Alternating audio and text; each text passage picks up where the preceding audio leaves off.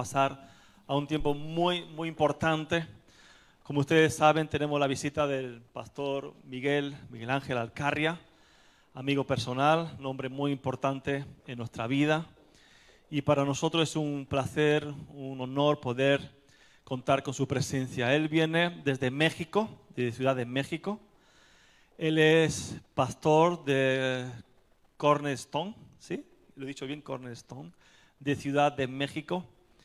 Él está aquí de visita, va a estar hasta el final de mes, así que lo vamos a aprovechar en este día. ¿Cuántos vinieron con un corazón dispuesto a recibir palabra?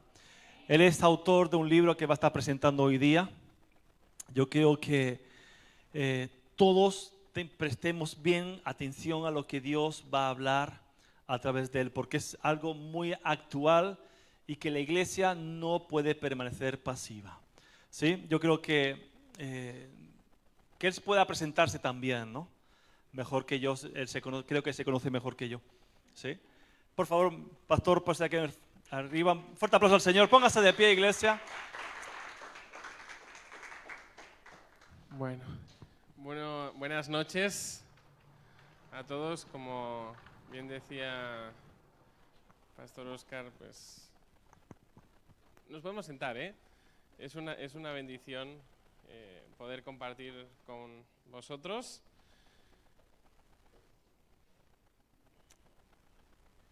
Dios nos puso la oportunidad hace algunos años ya de conocernos, porque el tiempo pasa más deprisa de lo que uno se piensa. Y bueno, pues en todo esto jamás hay casualidades. Entonces, pues Dios nos puso en el camino para que nos conociéramos, y obviamente pues los pastores, la familia pastoral, pues también son de gran bendición para nosotros. Mi esposa hoy no ha podido estar porque, bueno, pues ella sigue trabajando en el horario de allí, pero aquí, ¿no? Entonces eso le imposibilita poder estar con nosotros. Y bueno, como bien comentaba, mi esposa y yo estamos pastoreando una pequeña iglesia en Ciudad de México. Empezamos en medio de la pandemia, cuando todas las iglesias cerraron y cuando más necesidad vimos que había, ¿no? Entonces empezamos a abrir nuestra casa, empezamos a recibir a gente con necesidad espiritual, y pues ahí nació la iglesia. Nos estamos congregando en el patio de nuestra casa todavía.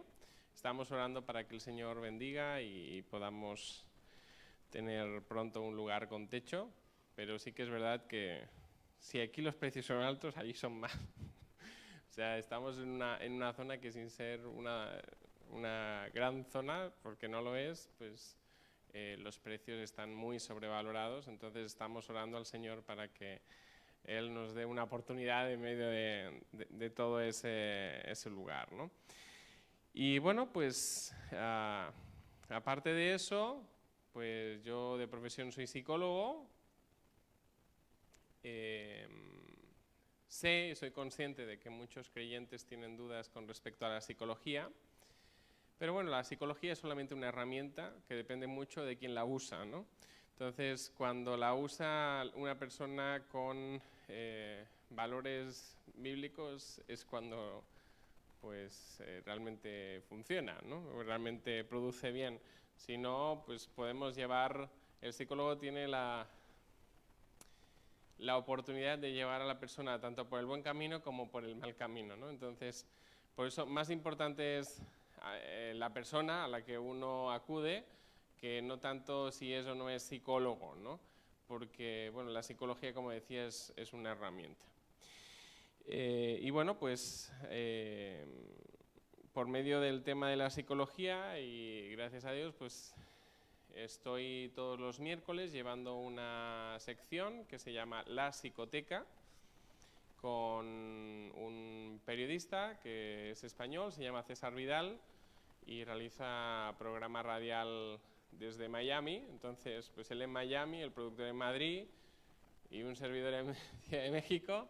Gracias a Dios, con las tecnologías, pues realizamos esa sección, ¿no? De hecho, pues justo ayer, antes de ayer, estuvimos hablando acerca de sectas, comportamientos sectarios y manipulación mental, ¿no? Y pues bueno, te da la ocasión de hablar de temas que son interesantes, tanto de eso como de cualquier otra cosa. Hemos hablado en contra de las políticas de Irene Montero y del daño que hacen a los niños, da ocasión de mucho y bueno, da ocasión de hacer lo que muchos llaman hoy en día lo que es la batalla cultural, ¿no? Relacionado con eso es que hoy vamos a hablar acerca de hacer profesio en un mundo en proceso de deshumanización.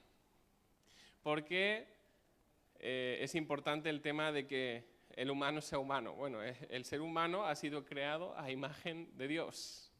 Entonces, lo que está queriendo el enemigo en medio de este tiempo es deshumanizar al hombre, quitarle cualquier vínculo, cualquier cosa que refleje a Dios, ¿no?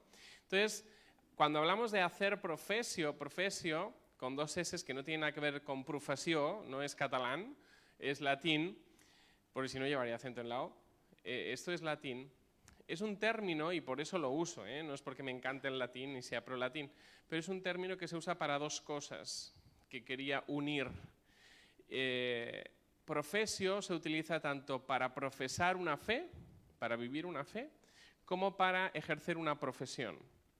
Y la cuestión es que hacer profesio, entonces, es, uniendo esos dos conceptos, poder vivir tu fe en la arena pública, poder vivir tu fe fuera de las cuatro paredes de tu casa, fuera de las cuatro paredes de tu trabajo, de tu iglesia, porque bueno, algunos tienen trabajos que están dentro del ámbito cristiano, ¿no? Es fuera de todo eso y es llevar los valores de la fe a la vida común. Y de eso vamos a hablar hoy. Hacer profesio en un mundo en proceso de deshumanización. Llevarles a Dios, llevarle los valores de la palabra, que son los que han dado sentido a la cultura que tenemos ahora. Bueno, la que teníamos, porque la estamos realmente perdiendo. Estamos cambiando una cultura de la vida, una cultura de la familia, por una cultura de muerte, por una cultura de desmembramiento de la sociedad, y están quitándole a la sociedad todo aquello que tiene vínculo con Dios. ¿Por qué? Porque la familia es una institución bíblica, es una institución hecha por Dios. La sociedad es el fruto de la acumulación de familias, ¿sí? Y al final lo que es en nuestro concepto de Estado es algo que también nació en el corazón de Dios. Que, obviamente, teniendo mandatarios que tengan esa visión, ¿no? de agradar a Dios. Y en medio de todo esto, ¿por qué digo lo importante que es hacer profesión? Porque a muchos se asombrarán de que, aunque aquí os dan unas noticias que es un adoctrinamiento total. O sea, yo he visto las noticias aquí y yo estaba alucinando completamente, ¿no? Donde dicen, no, ya hemos dejado a Rusia sola. Mentira podrida. Los únicos que se han aislado de Rusia han sido Europa y Estados Unidos. Pero todo el resto del mundo apoya a Rusia. Pero no os lo van a decir, porque aquí se dan las noticias del régimen. Estamos realmente en un tiempo difícil. Y claro, ¿cómo puedes llegar a comprender? Porque eso nos lo van a contar, que Rusia esté siendo bendecida en medio de todo esto. Cuando más le están haciendo la puñeta, es cuando más su moneda sube, cuando más... Si podéis buscar, que a lo mejor os será difícil, si podéis encontrar el discurso que hizo hace unos días, simplemente Putin, cuando añadió unos territorios de Ucrania a Rusia, donde dijo que la perdición de Occidente estaba en la pérdida de valores y donde dijo que ellos no iban a claudicar a los valores LGTB y una serie de cosas, cuando empiezas a ver que los valores a los que él se alinea, que no significa que no sea un globalista, es un globalista más, pero no está entrando en todo el tema ideológico. Entonces entendemos por qué Dios les está bendiciendo en medio de la oposición. Y claro, al hablaros de esto, a algunos les trastocará, ¿no? Porque aquí se está enseñando a decir que Rusia mala y Ucrania buena. Fuera de micro puedo contar muchas cosas, pero bueno, vamos a seguir. Tenemos que entender en qué cultura vivimos. Una cultura de deshumanización. Por ejemplo, en el tema de la eutanasia, cultura de la muerte. ¿Cuántos países están aceptando esa cultura de la muerte? Al menos 9 países, si puedes dejar la diapositiva. Al menos 9 países, entre ellos España, están aceptando la eutanasia activa. Eso significa que viene alguien y te inyecta algo o te da algo que te provoca la muerte, ¿no? Obviamente siempre con el consentimiento, entre comillas, del enfermo. Y no os extrañe que en los próximos años, no os extrañe que mucha más gente pida la eutanasia. ¿Por qué? Están empeorando el sistema de salud adrede, para que la única solución que quede para muchos sea eso, buscar la muerte. No se extrañe. España ahora mismo, el sistema sanitario español está a niveles tercermundistas. ¿Sí? En tan solo 2 años, que nadie se crea que eso es debido a la pandemia, porque todo eso ya ha pasado. Entonces, ¿ahora qué es lo que está pasando? Hay un complot. El otro día me preguntaban en la red, me decían, ¿en serio tú crees que todo esto es un complot? Digo, hombre, demasiadas casualidades todas juntas. Obviamente dan a entender que hay un complot. ¿Un complot para qué? No solo para deshumanizar, sino para reducir la población. Tenemos eso. Para algunos, tener 7.000 millones de personas en el mundo son demasiadas. Entonces, bueno, al menos en 9 países hay eutanasia activa y eutanasia pasiva hay en otros tantos países. La eutanasia pasiva debemos entenderlo bien, porque le llaman eutanasia, pero también tan eutanasia no es. O sea, me explico. Si tú necesitas una máquina para seguir respirando, es un método artificial. Yo personalmente, mi esposa sabe que en caso de necesitar estar conectado a una máquina para mantenerme en vida, mi voluntad es que no. ¿Sí? Porque es un método artificial. Eso no es que yo me esté buscando la muerte, es que si Dios no me mantiene como estoy, mejor me voy, ¿no? Y de hecho yo estuve en una situación cercana a la muerte donde la doctora ya me dijo, no, pues habrá que intubarte. Y yo le dije, mire, usted no me intuba. Si me tengo que morir, me muero, pero en dignidad, sin tubos ni cables por todos los lados. Porque después entonces se generan dilemas éticos. Claro, pero es que está viviendo, entre comillas, pero no está viviendo, por una máquina. ¿Qué hacemos? ¿Sí? Entonces la eutanasia pasiva es desconectar esas máquinas que mantienen artificialmente la vida. No es tanto esa parte de eutanasia, ¿sí? Entendemos la diferencia. Después, el tema de para que veamos esa deshumanización, ¿cuántos países tienen la capacidad o la voluntad o le dan permiso a las personas transgénero a cambiarse su nombre, etcétera, en el registro? Vemos cantidad de países aquí. En la mayor parte de Sudamérica, Europa, Canadá, Alaska, India y la costa oeste de Estados Unidos y Australia se puede cambiar la identidad legal sin requisito de cirugía previa, solamente porque lo sienten, ¿no? En la costa este, o sea, en la parte derecha, de Estados Unidos y Australia, China, Sudáfrica, el cambio de identidad sexual es legal siempre que haya cirugía previa como requisito, pero también lo permite. Es previa amputación de miembros que Dios ha puesto, ¿no? Y solo es ilegal en la mayor parte de México, en Centroamérica, Venezuela, Paraguay, África, Arabia Saudí y países aledaños.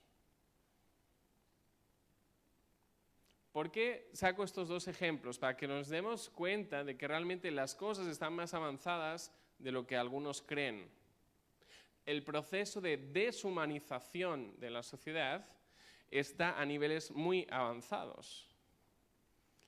Las crisis que vivimos ahora no es porque, es que hemos gastado más, ¿no? Muchos nos dicen, hemos alargado más el brazo que la manga, ¿no? No.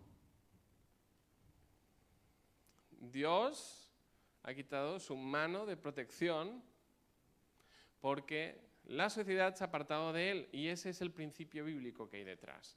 Dios bendice cuando una sociedad se rige conforme a sus valores.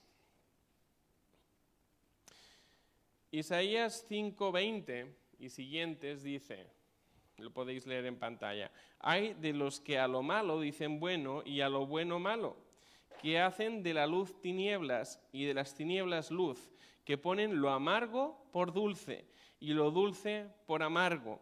Hay de los sabios en sus propios ojos. Hay de los sabios en sus propios ojos. Y de los que son prudentes delante de sí mismos. Incluso algunos dicen, no, estamos haciendo bien, vamos por el buen camino. Todo esto es cuestión de derechos humanos. Buscad, por favor, cuando podáis, el significado de Laodicea. ¿Qué significa Laodicea? Es la iglesia de los derechos humanos. Buscadlo. ¿Qué es Laodicea? Estamos en ese tiempo, ¿no? Hay de los que son valientes para beber vino y hombres fuertes para mezclar bebida, los que justifican al impío mediante cohecho y al justo quitan su derecho. Eso es lo que estamos viviendo hoy. La justicia deja de ser justicia para amparar la injusticia. De forma que si alguien viene a tu casa y te ocupa tu casa, tú le vas a tener que estar pagando, estando fuera, el agua, el gas, la luz. ¿Sí? Estamos en ese desorden. Ese es el fruto del desorden moral. Pero entendamos mejor cuál es este contexto en el que estamos viviendo. Vivimos en un concepto de post-cristianismo. ¿Eso qué significa? Que todo lo que provenga del cristianismo es malo para la sociedad. Ni siquiera vamos a evaluar si es bueno o qué aporta. Es malo, de entrada. Algunos te justificarán, no, es que la iglesia, no, es que los curas, y también se inventarán, no, es que la Biblia la escribieron hombres.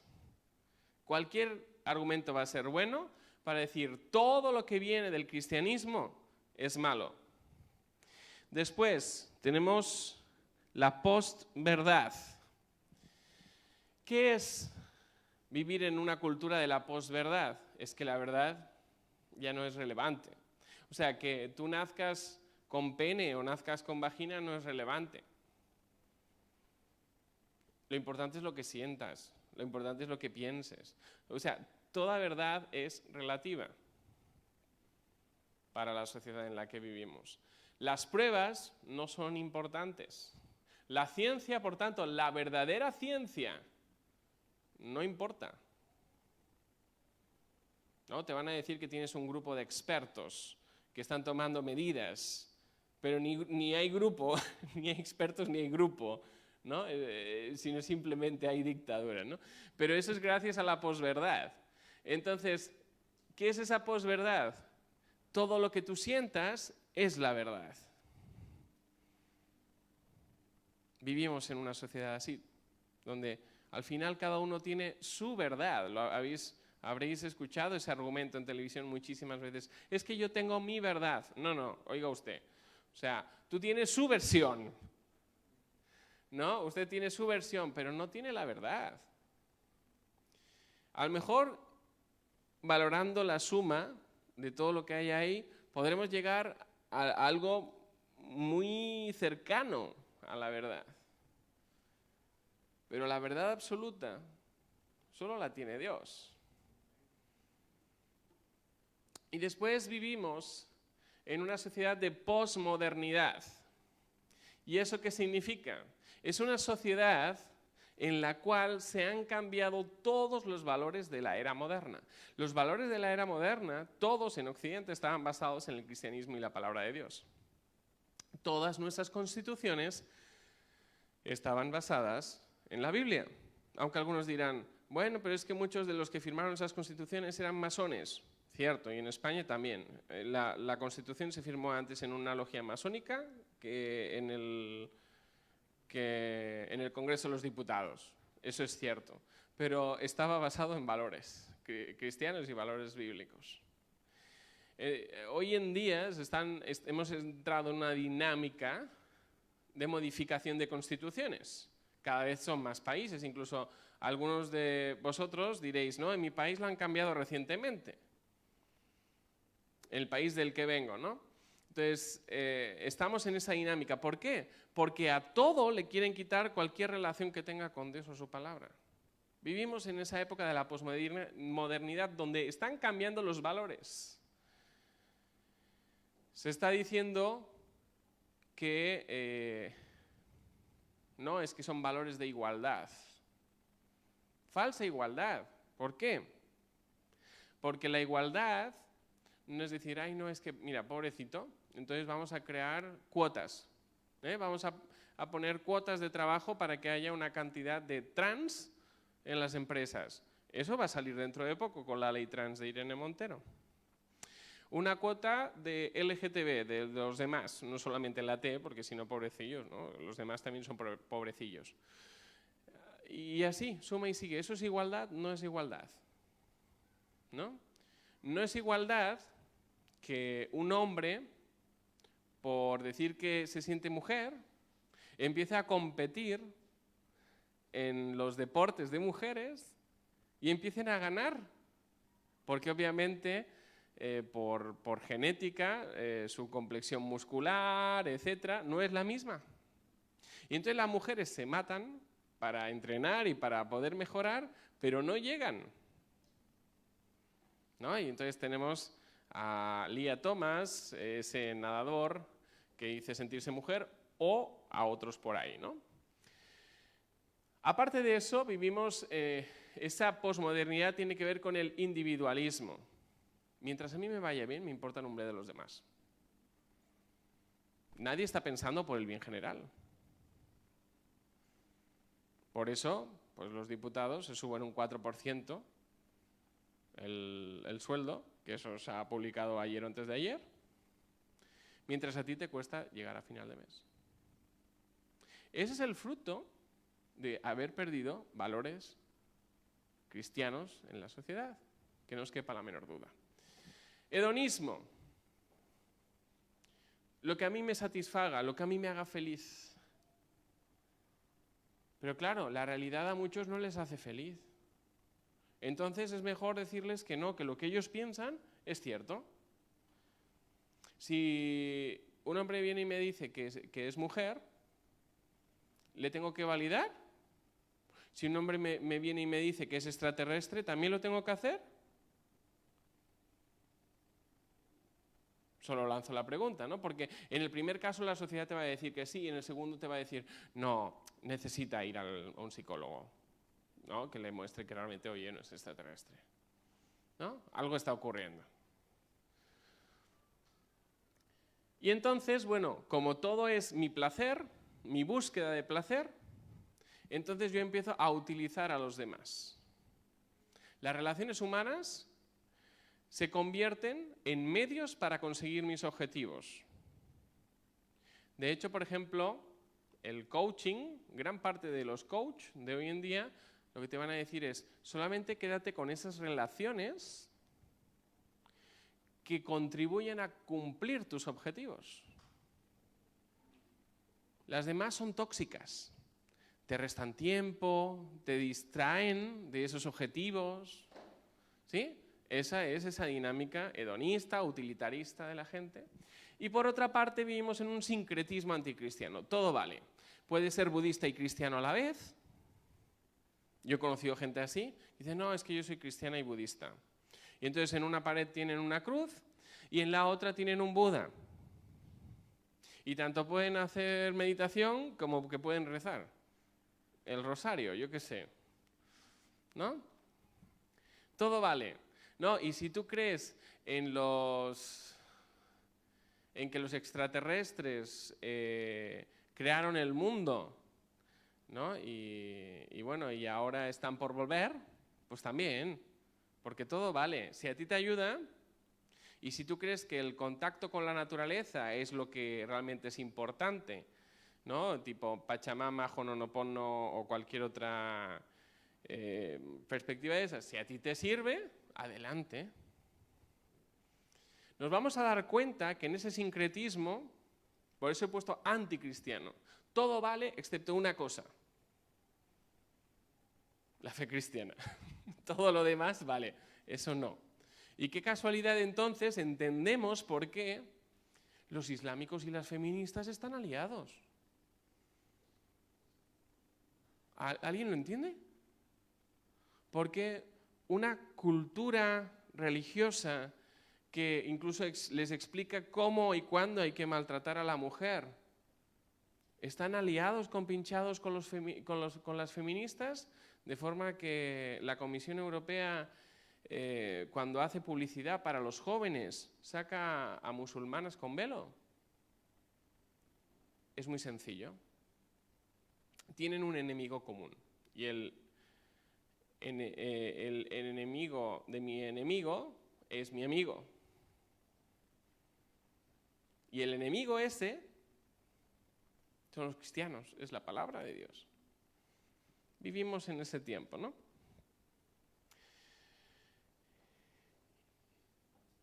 Y claro, la cuestión es, en medio de todo esto, ¿la Iglesia qué ha hecho?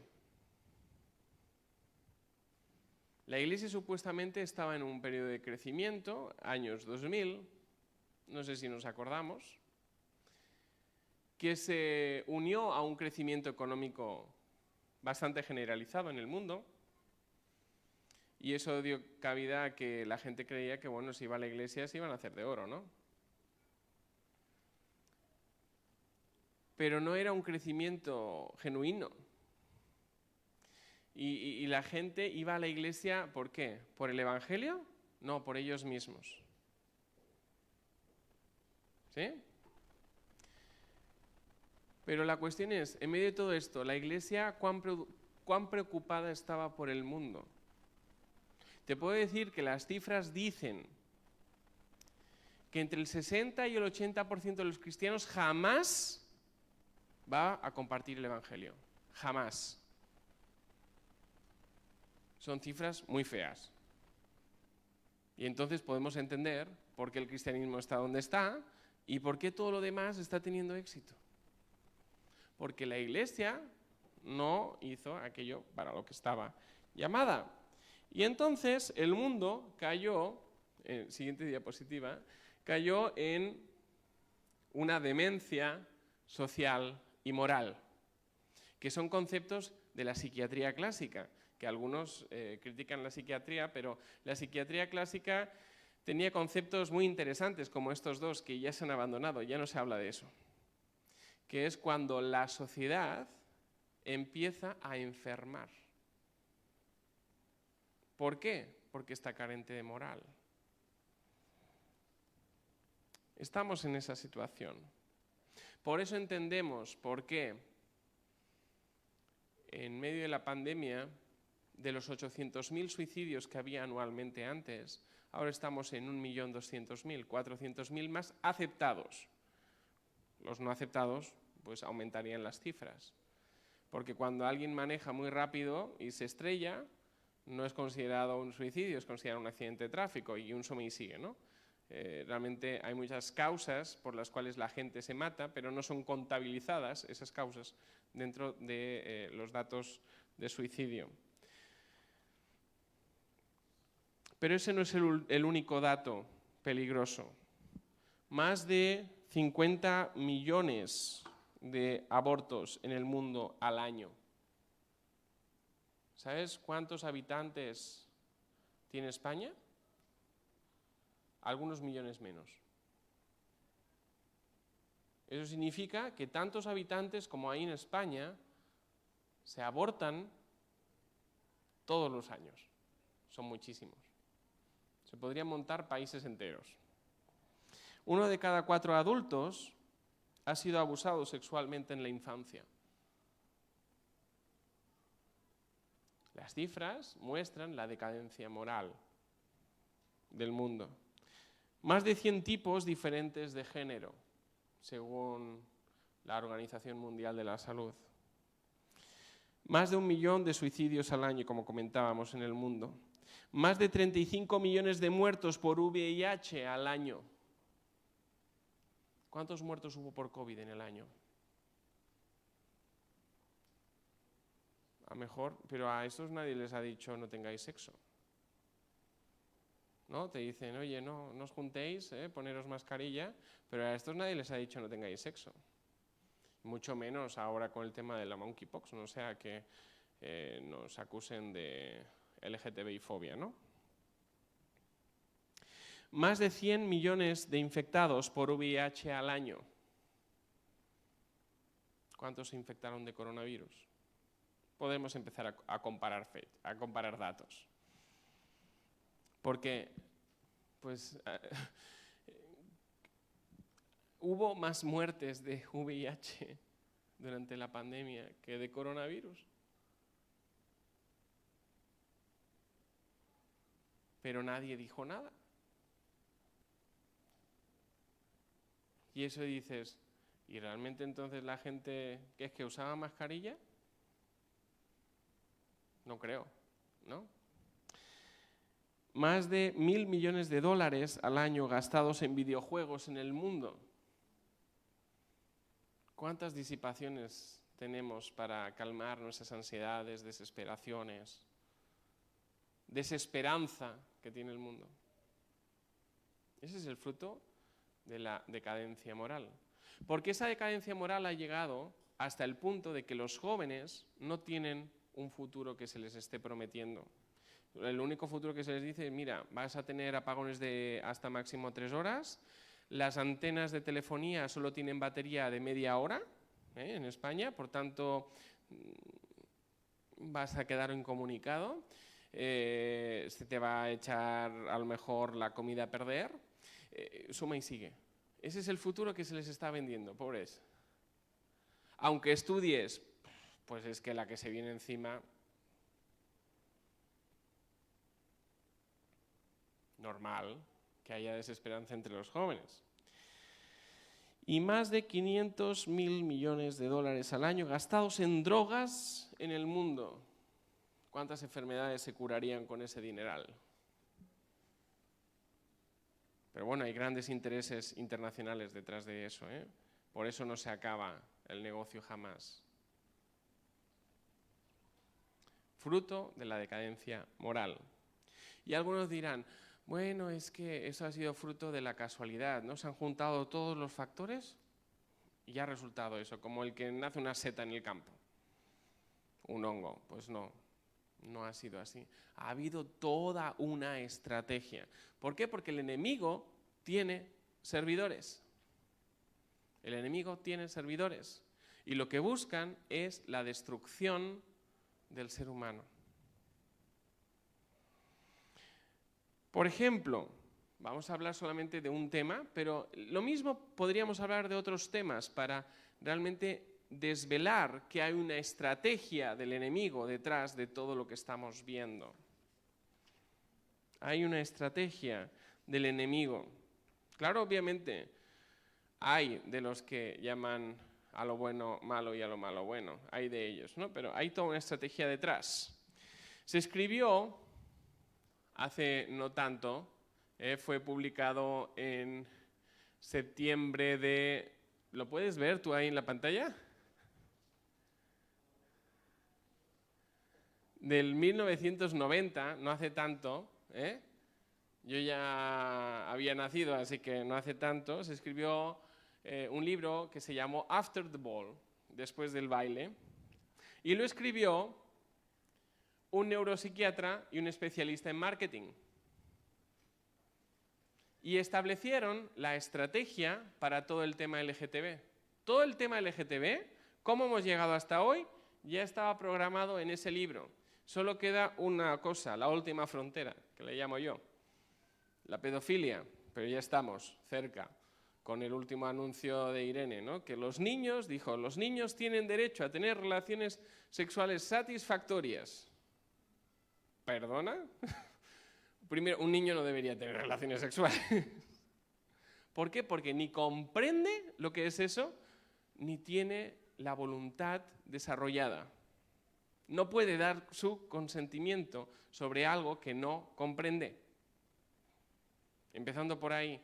Y si aceptas ese hecho, que suena muy bien porque dijo después, siempre que sean consentidas, pero no pueden dar su consentimiento.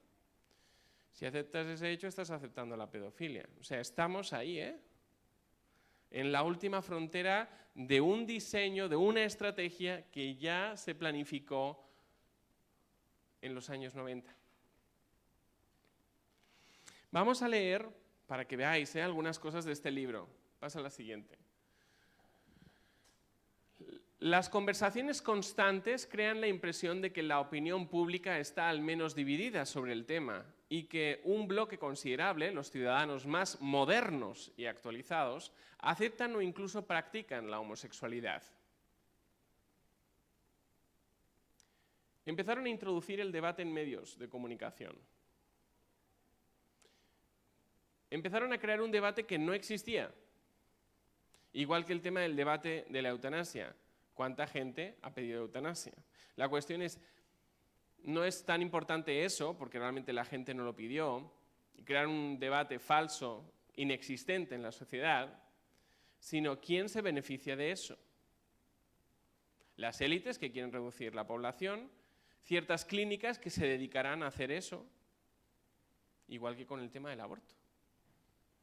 Hay intereses detrás. Se ha demostrado que los productos del aborto, lo que sale, pues se está utilizando para cosas. Los restos humanos se están vendiendo para hacer cosas. Entre ellas, algunas, pero jamás sabremos qué productos lo contienen, cremas.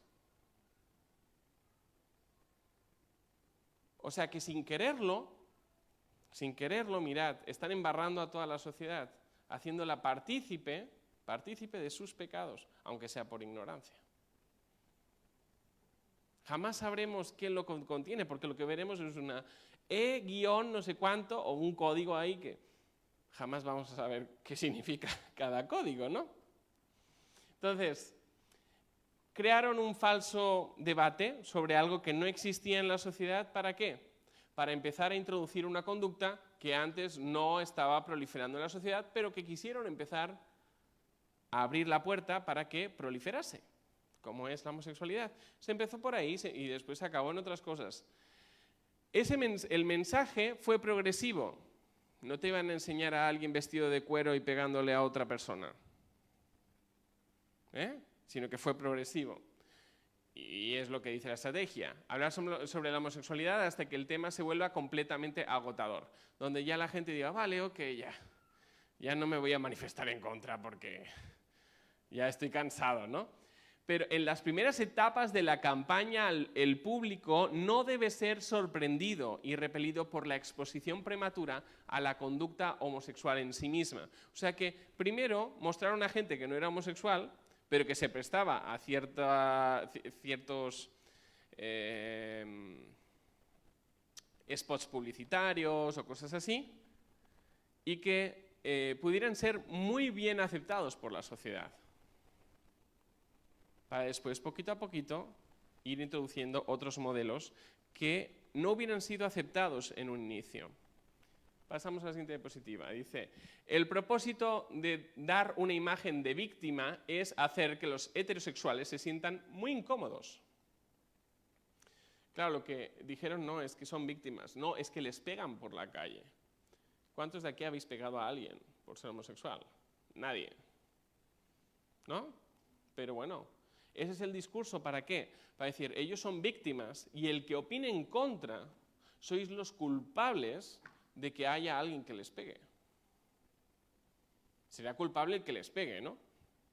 Porque el Código Penal penaliza a cualquiera que pegue a otro y no importa el motivo, ¿eh? O sea, que estaban protegidos sin tener leyes específicas para ellos.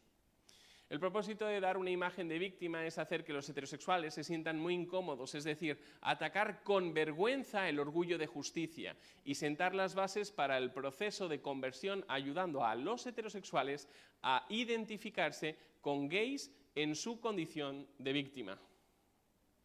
La estrategia fue increíble, porque si tú muestras a alguien como víctima, obviamente tu corazón va a decir, ay no, pobre. ¿Sí? Entonces, no solamente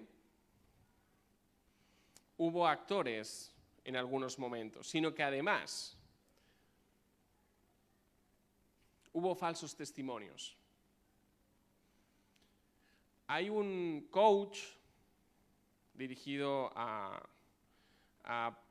población LGTB en España. Él fue evangélico en otra época, yo escuché su música de joven, tenían un grupo muy bueno, que dice que recibió electroshocks, no se lo cree ni él. Yo he hablado con gente que lo conocía. Y dicen, eso es mentira, ¿no? Como el programa este del telégrafo. Eso es mentira. Pero suena muy bien. Y te puedes hacer famoso si te haces víctima, ¿no? Y te van a invitar. Además, y vas a tener plataformas en las que hablar.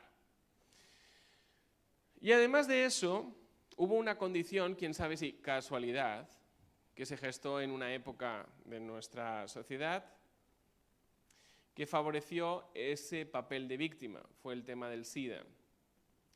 Por cínico que parezca, el SIDA nos da la oportunidad, aunque sea breve, de establecernos como una minoría victimizada que merece legítimamente la protección y atención especial de Estados Unidos.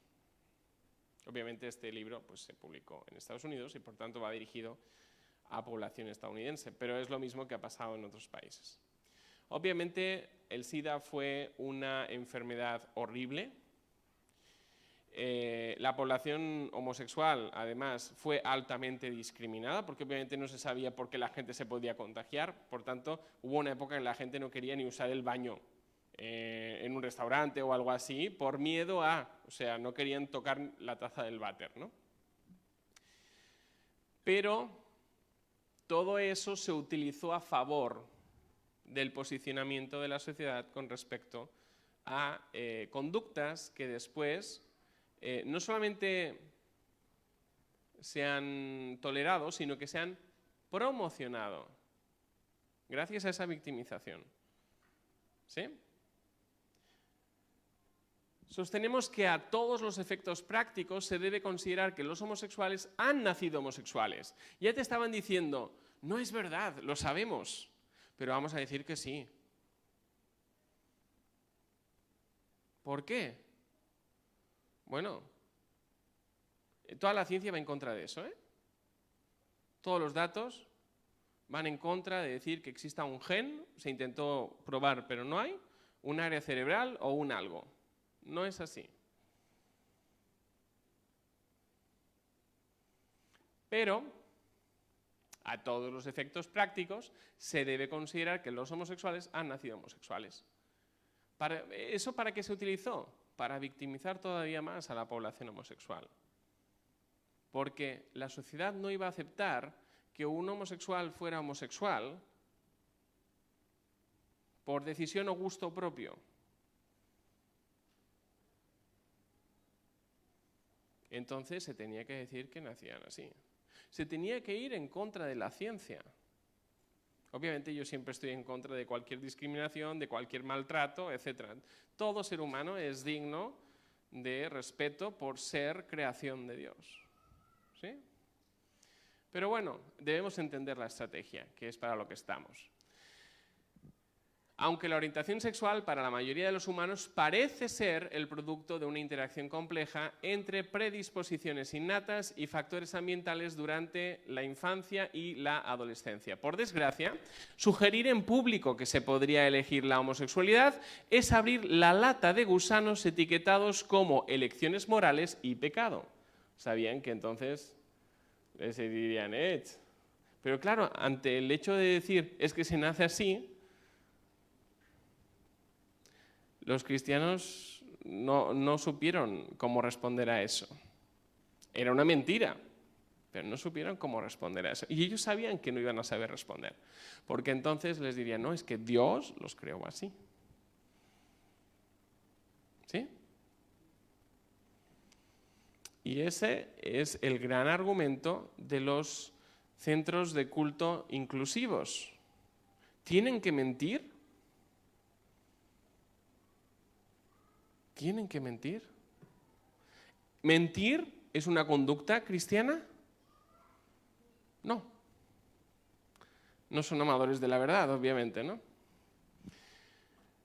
Y darles a los religiosos intransigentes, claro, un palo para golpearnos, decían. La verdad era un palo para ellos, ¿no? Toda moralidad sexual debe ser abolida. Esa es otra de las frases de ese libro. No hemos salido del libro, todos son frases, extractos del libro. Toda moralidad sexual debe ser abolida. Y cuando dice toda es, toda. No pensemos que la pedofilia no forma parte de esa estrategia, porque forma parte de esa estrategia. Plantear objeciones teológicas a las enseñanzas bíblicas conservadoras. Esa era otra de las estrategias. Por tanto, pues ese libro que creo que el autor se llama Oscar, lo podéis buscar por internet, el libro se titula Solo un Jesús maricón puede salvarnos. Y eso se publicó aquí en Barcelona.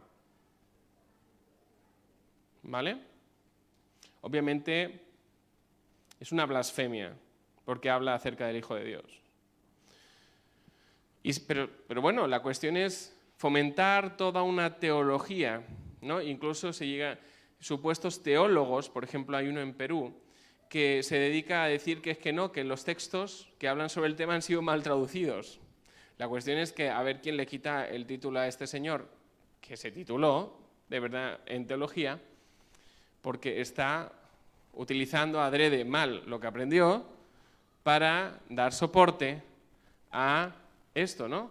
A crear objeciones supuestamente teológicas. No son teológicas porque la teología es una disciplina y cuando se sale de lo riguroso ya no es teología, es puro invento, ¿no? Después, retratar a las iglesias conservadoras como remansos anticuados, muy fuera de sintonía con los tiempos y con los últimos hallazgos de la psicología. Claro, sí, hasta se han inventado la psicología que defiende todo eso. Aunque se demostró que los estudios que querían demostrar que existía pues el cerebro homosexual y cosas así, se demostró que estaban mal hechos. Incluso, por ejemplo, el tema de los cerebros que se utilizaron para uno de esos estudios eran cerebros, muchos de ellos afectados por el SIDA. Cuando el VIH llega a tal punto que se desarrolla el SIDA, se da una enfermedad en el cerebro que se llama demencia tipo SIDA. Entonces, la demencia significa que hay un deterioro en el cerebro. Entonces, esos cerebros ya deteriorados por el SIDA se utilizaron en un estudio para demostrar que existía el cerebro homosexual. ¿Qué rigurosidad científica había detrás? Ninguna. Pero no les importaba. Podían ser estudios chabacanos, hechos de cualquier forma, con tal de defender sus tesis. Retratar, vale, esto ya lo hemos leído. El objetivo, no, pasa a la anterior. Sí. El objetivo es hacer que las creencias y acciones de homo-hating, homo-hate es odio, pues sería homofobia, parezcan tan desagradables que los estadounidenses promedio quieran disociarse de ellas, digan, no, es que estos son unos homófobos. ni siquiera les vamos a escuchar. Aunque tengan algo que decir y aunque lo que digan es verdad. ¿Sí? ¿Por qué? Pues estamos en el poscristianismo. Eso les ayudó muchísimo. Ya no había que entrar en una discusión. Todo lo que provenga de los cristianos es mentira. Dice 2 Corintios 2:11. Para que Satanás no gane ventaja alguna sobre nosotros, pues no ignoramos sus maquinaciones, sus planes. No pensemos que todo esto ha sido fruto de la casualidad. Ha habido un plan y hay alguien que está orquestando y llevando a cabo ese plan desde atrás en lo espiritual y después hay gente que le está sirviendo en lo natural. ¿Sí? Para deshumanizar a la sociedad. Efesios 6:11. Vestíos de toda la armadura de Dios, para que podáis estar firmes contra las asechanzas del diablo. Aquí es importante, cuando dice asechanzas, en el original dice metodellas. ¿A qué os suena eso? Esto es lo que dice realmente. Métodos de astucia y engaño. Hay un método, y un método es algo planificado. El enemigo tiene un método, es astuto, dice que sabe más por viejo que por diablo, ¿no? Tiene un método. Y lo mismo que ha pasado con este tema, el tema sexual, ha pasado con todo. ¿Creéis que es casualidad que todos los países hayan tomado malas decisiones por casualidad y nos hayamos ido todos a la ruina en estos 2 últimos años? No. Hay alguien detrás orquestando todo esto. No es casualidad. ¿Creéis que es casualidad que hay un tubito que mandaba gas de Rusia a Alemania y ¡puf! Y le echan la culpa a los rusos que ganaban dinero con eso?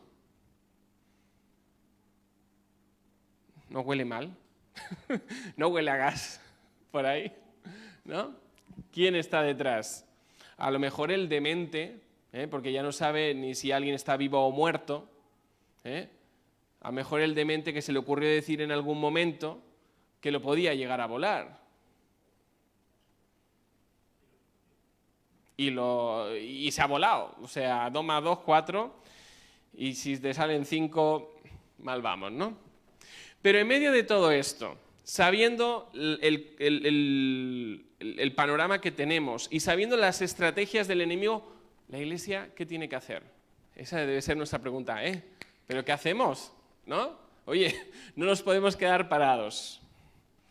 Es hacer profesio, que es lo que propongo en el libro. Algunos dicen, no, es que la Iglesia no tiene que meterse en política. A quien Dios llame a meterse en política, que se meta. Pero es que no hace falta meterse en política para hacer profesio. ¿Sí? ¿Por qué? Porque el que está como profesor en la escuela y le dicen, oiga usted, tiene que enseñar que los niños y las niñas pueden tener pene o vagina como sea, ¿no? O sea, tanto una cosa como la otra. Pero usted es profesor de biología, ¿no? De naturales. Pues, ¿qué va a decir el profesor de naturales? Oiga usted, yo no puedo decir esto. Pero no solamente por mis valores, sino porque es la verdad. Los niños tienen pene, las niñas tienen vagina. Si tenemos que empezar a explicar biología en el Congreso, ¿qué es lo que está pasando? Ya vamos mal, ¿no? El médico que está en la seguridad social o en cualquier centro médico y sabe que hay peligro para algunas personas en algún tipo de sustancias o cosas que se están inoculando a la gente, tiene que decirlo. Yo he tenido pacientes que trabajan en la elaboración de cierto tipo de sustancias y me han contado cosas que no cuentan en los medios de comunicación. Y los conspiranoicos no son tan conspiranoicos. Pero claro, siempre es demonizar al otro, ¿no? En vez de escuchar sus argumentos. Pues entonces, ¿hay médicos conspiranoicos? ¿Es que no hicieron la carrera? ¿Nadie les va a escuchar porque ya se les cataloga de conspiranoicos? Están haciendo con ellos lo mismo que hacen con los cristianos. Cualquier tipo de disidencia de lo que quiera llevar el mundo, la élite, se le silencia, no tienes derecho a expresarte. Se acaba de aprobar una directiva en la Unión Europea para cancelar webs que hablen sobre todo sobre dos temas y que obviamente no digan lo que ellos quieren que se diga, ¿no? Porque si dicen, no, es que los soldados rusos están desertando, pero no te van a enseñar el vídeo de gente que los están reclutando y hacen fiesta antes de ir, porque creen que están sirviendo a la patria. Te van a mostrar solo una perspectiva, lo que ellos quieran, ¿no? No dudo que haya gente que esté desertando, pero eso pasaría en todas partes. Entonces, solo sobre dos temas. Uno, el bicho, y el otro, Ucrania. Qué casualidad. Es que algunos dicen, no, es que el franquismo fue muy malo, ¿no? Y el nodo era lo que era adoctrinamiento. ¿Y qué creéis que tenemos ahora?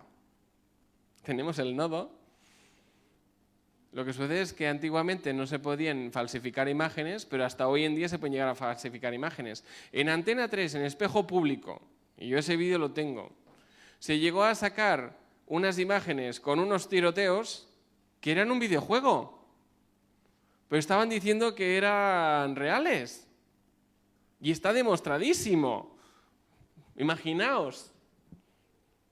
Pero claro, como los videojuegos hoy en día son tan realistas, pues las emitieron, las imágenes, y ¿tú crees que se retractaron? En ningún momento. En ningún momento se retractaron. Dijo Charles Spurgeon, que no, aunque lo diga Charles Spurgeon, o lo dijera en su momento, no es no bíblico, porque acordaos de ese texto que decía, ya sea que comáis o bebáis o hagáis cualquier otra cosa, hacedlo todo para la gloria de Dios. Dijo, para un hombre que vive con Dios, nada es secular, todo es sagrado. ¿Sí? Entonces, porque algunos dicen, no, es que yo soy cristiano, pero en mi iglesia, y hacemos nuestros cultos y tal. Tú eres cristiano allá donde vayas, y tienes que actuar con verdad, con justicia, con fe. ¿Sí? Entonces, cada uno donde Dios le haya puesto, obviamente. Dios no te va a pedir nada que no esté en tu mano hacer.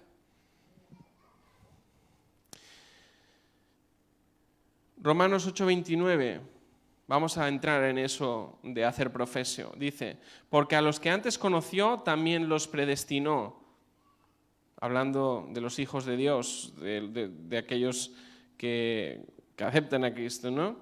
Para que fuesen hechos conforme a la imagen de su Hijo, para que Él sea el primogénito entre muchos hermanos. Y cuando usa la palabra imagen, usa la palabra eikonos. ¿A qué os suena? Eikonos, en el griego. Icono. ¿Y a qué os suena lo de icono? En un móvil, en un ordenador, tú tienes iconos, ¿no? ¿Y qué es lo que hacen los iconos? Te llevan a la aplicación. Te está diciendo que tú eres llamado y predestinado a ser icono de Cristo. Eso significa que cuando la gente te conozca, cuando la gente haga clic en ti, ¿a quién tienen que ver? A Cristo. Ser iconos de Cristo. Eso es hacer profesio, o sea, que la gente cuando te vea, por tu testimonio, sepa que tú eres creyente. Y no, tu cristianismo no sea una chaqueta que dejas en casa, te la quitas para después ya cuando vuelvas a entrar ya te la vuelves a poner. Yo hablo últimamente de los cristianos de armario. Antes los que estaban en el armario eran los gays y ahora son los cristianos.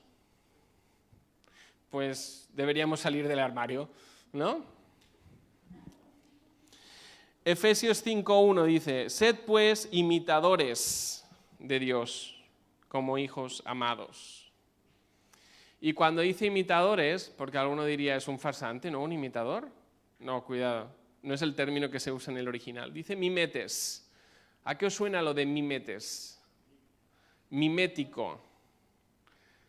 Mimético. ¿Qué es mimético? Hay una X-Men, ¿no? Que se llama algo así. O usa el mimetismo. justamente para que no la vean, ¿no? Es que eres tan parecido a lo que te pareces que la gente no ve la diferencia. Si nos centramos en estos dos textos, estaremos haciendo profesión.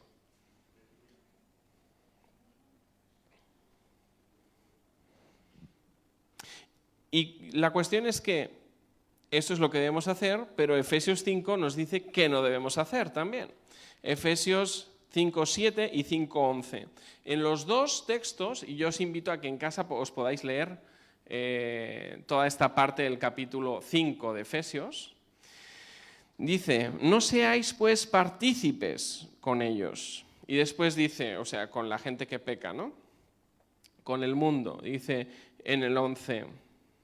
no, espérate, en el siguiente está mal, ¿eh? El primero es el 7 y el siguiente es el 11. Dice, y no participéis en las obras infructuosas de las tinieblas, sino más bien reprendedlas. Lo que dice en el original es exponedlos. Pero veamos lo que dice en el original. Primero vemos que nuestro participéis de Reina Valera son dos participéis diferentes. Porque el primero viene de sumetochos y el segundo de subkoinoneo. ¿Y a qué os suena eso de subkoinoneo? A koinonía. ¿Y qué es koinonía? Tener comunión. Vale. El segundo lo podemos entender también por el tema de reprendedlas. Eso es lo que nos va a marcar la diferencia entre uno y otro, ¿no? Obviamente, si miramos lo que significa cada término, lo vamos a ver. El primero tiene que ver con participar activamente en el pecado. No pequéis, ¿vale? Eso lo tenemos clarísimo los creyentes, ¿no? Pero el segundo, no participéis, a lo mejor no lo tenemos tan claro, que es participar del pecado del otro a través del silencio. Callarnos cuando los demás se pierden en el error. Por eso dice, reprendedlos, exponedlos. Así que, ¿cómo somos imitadores de Dios? No solamente no pecando, sino no siendo cómplices de los demás en el error. Y es por eso que la Iglesia no puede quedarse callada. Y aquí habla de participéis. La participación social de la Iglesia no es una opción, siempre estamos participando. Hasta el silencio es una forma de participación. Equivocada, pero es una forma de participación.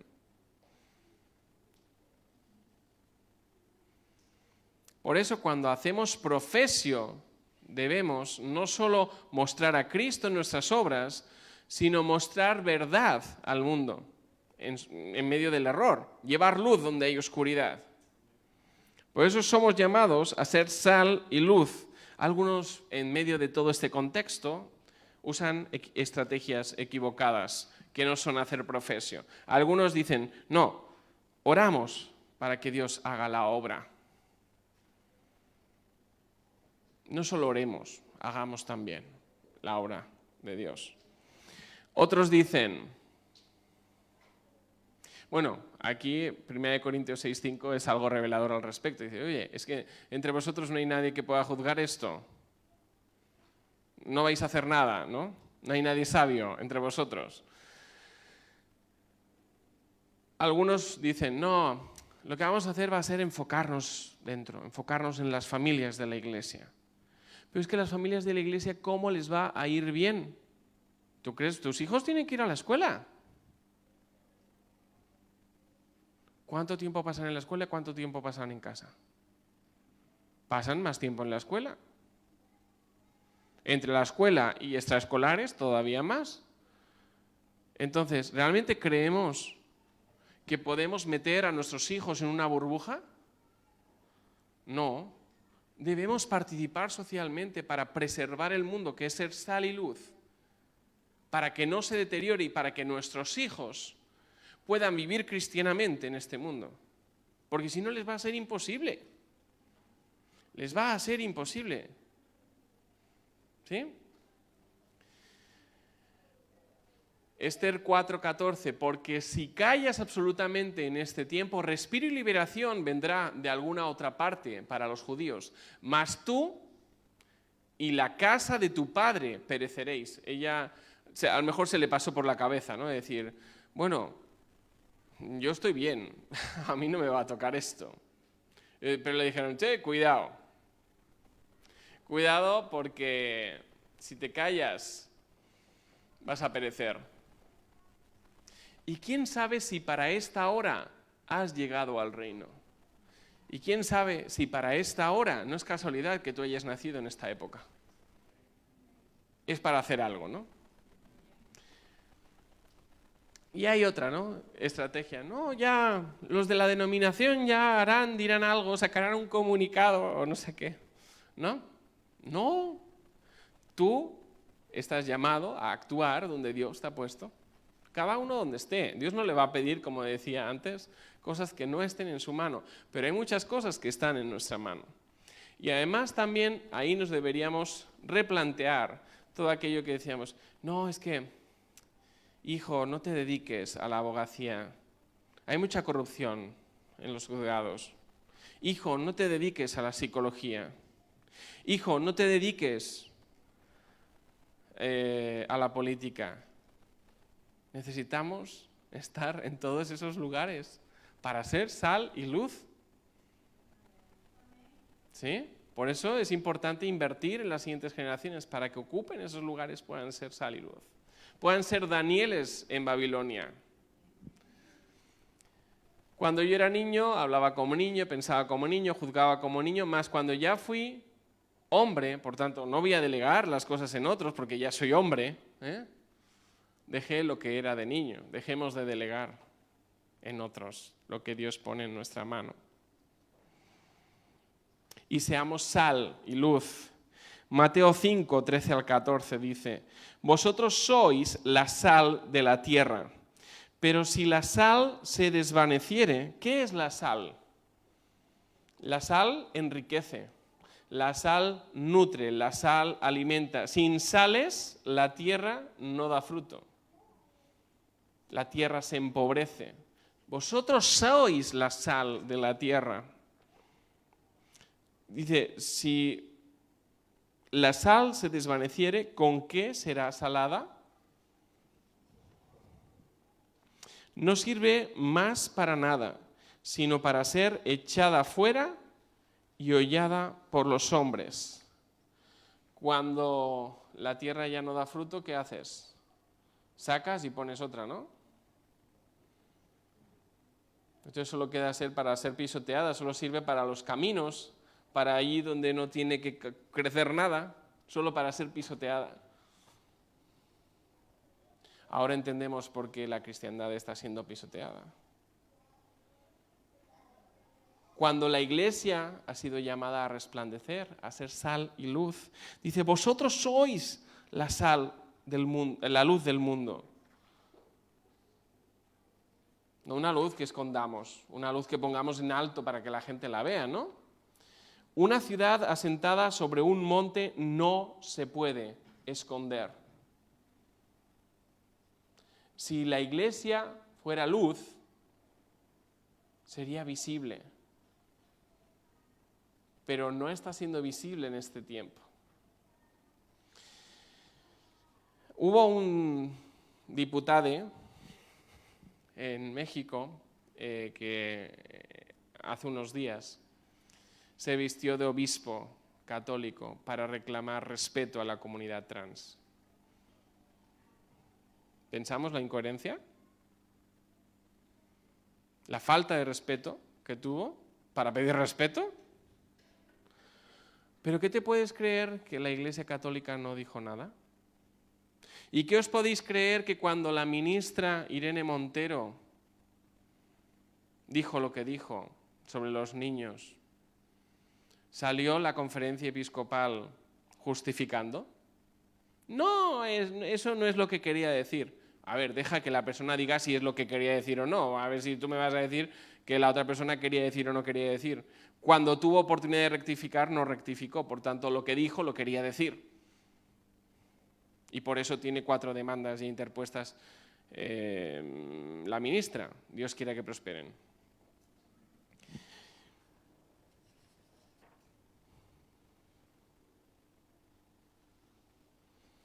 ¿Qué hace la Iglesia en medio de todo esto? ¿Se oculta?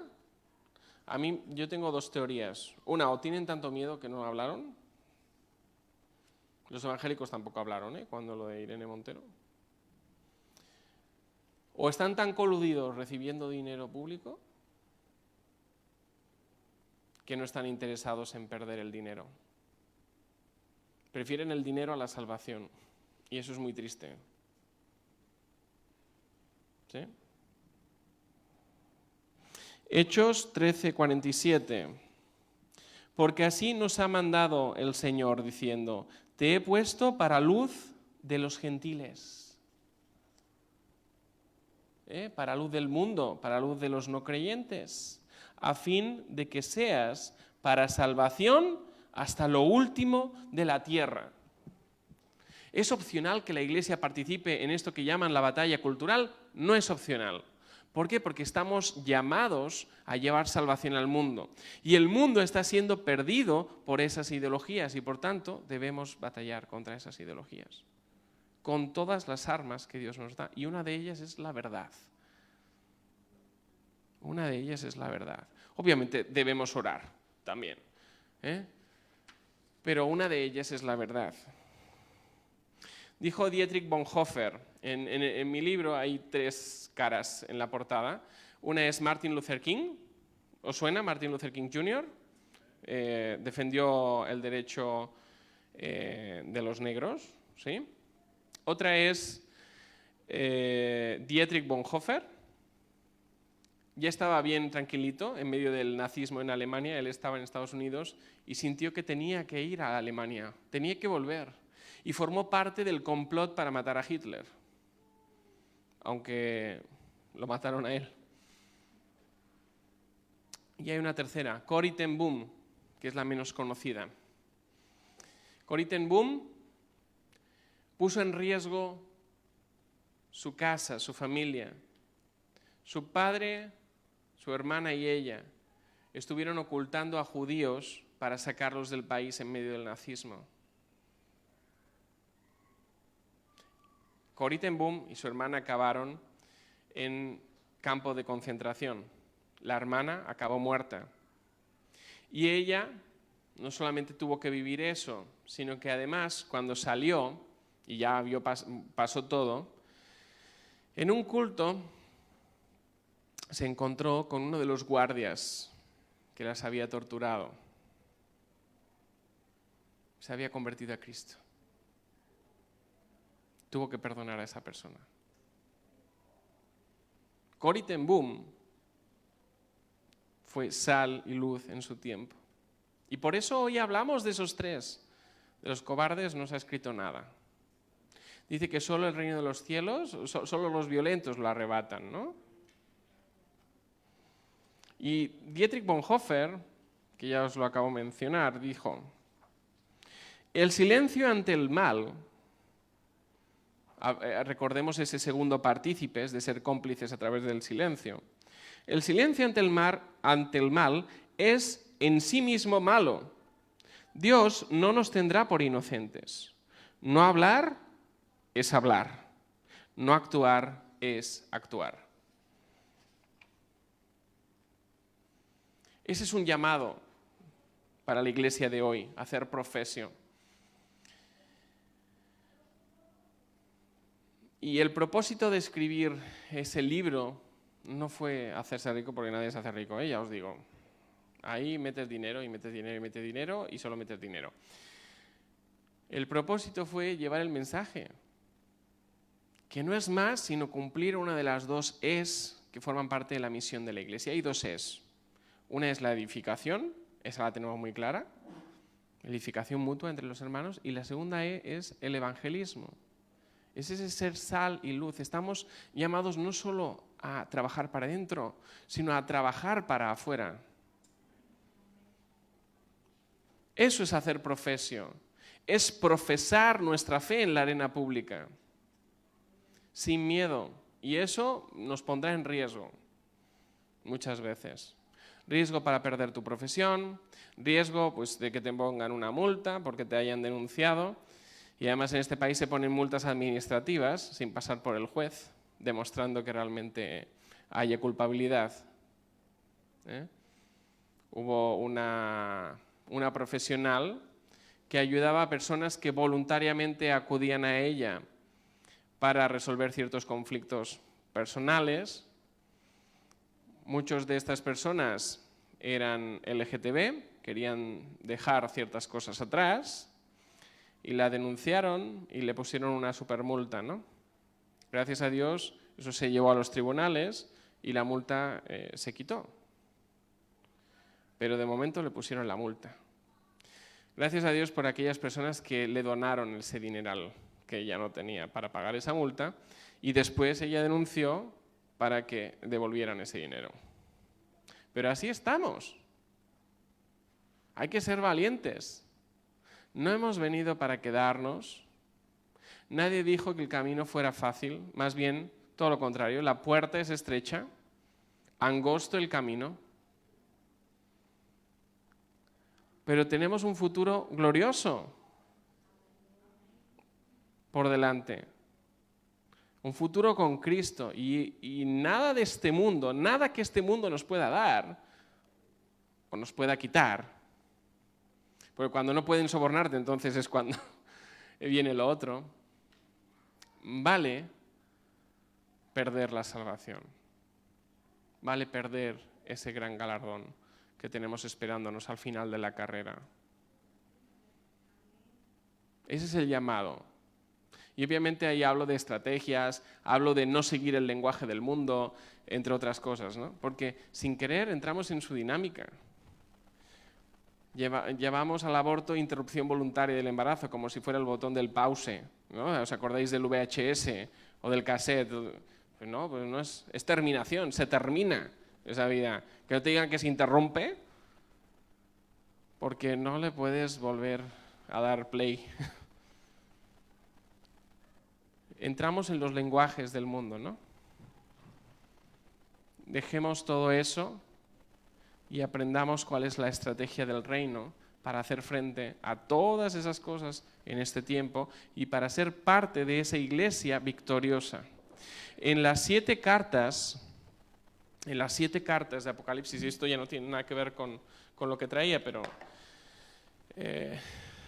pero sí tiene que ver con el tema. En las 7 cartas de Apocalipsis a las iglesias, hay 2 iglesias que son salvas. Las otras, bueno, llama al arrepentimiento, pero no se ve muy claro, ¿no? Una es la iglesia de Filadelfia. Filadelfia, ¿qué significa? Amor fraternal. Igual que la Odisea significaba, que todo eso lo podéis buscar y os invito a buscarlo porque lo vais a encontrar. Amor fraternal. Es esa iglesia que permanece unida y permanece en amor. No ha dejado que el amor se enfríe. Pero hay otra iglesia, creo que es la 2ª carta, y no me acuerdo el nombre de la iglesia. Hay otra iglesia que es salva a través del martirio. Nadie le quita su galardón a esa iglesia. Y esa iglesia, es cuando buscas el significado del nombre, significa mirra. Y la mirra fue uno de los regalos que se le dio a Cristo. Es una ofrenda aromática, ¿no? La muerte de aquellos que tendrán que dar su vida por el Evangelio, los de la iglesia de Filadelfia dice que van a ser librados en la hora de la prueba, ¿sí? Y que después además los de la falsa iglesia, la iglesia de Satanás, van a poder ver que Dios la ha amado, ¿sí? Esa iglesia va a ser incienso, va a ser ofrenda agradable al Señor. ¿Quién sabe si tú o yo vamos a ser la iglesia del martirio o la iglesia de la que, para testimonio a los demás, se va a mantener en pie? pero igualmente el objetivo es mantenernos en pie. Ambas iglesias se mantienen en la verdad. Ambas iglesias no claudican ante la mentira. Es Dios quien les salva en la hora de la prueba. No son sus propias estrategias o aquello de, bueno, hablo a medias para que no me pillen, ¿no? No es eso. Entonces, bueno, ya sea que tengáis o no tengáis el libro, da igual, ¿vale? Lo que sí que el contenido es el que tiene que llevar, es que hagamos este profesio. De hecho, he traído unos ejemplares, quien lo quiera lo podrá tener, ¿vale? Es que hagamos profesio. Y bueno, pues quien también le interese seguir algo más, pues yo hablo bastante claramente todo lo que puedo, a veces no tanto, porque si no, pues se perjudican los canales, ¿no? De Facebook y de no sé qué y de tal, pero Telegram lo aguanta todo. Por eso digo, quien tenga Telegram ahí también puede seguir. El futuro es de momento. Ahí pueden seguir también el futuro es de los valientes. Y por eso lo llamé así. Me basé en ese texto que dice, el reino de los cielos solo los violentos lo arrebatan. Y es un texto muy curioso. Violentos. Solo los violentos. Respondamos al llamado de Cristo en esta noche y tomemos esa decisión de no claudicar ante la mentira, no claudicar ante el engaño, no claudicar ante las tinieblas, para que la verdad, la justicia, el bien prevalezcan. Amén.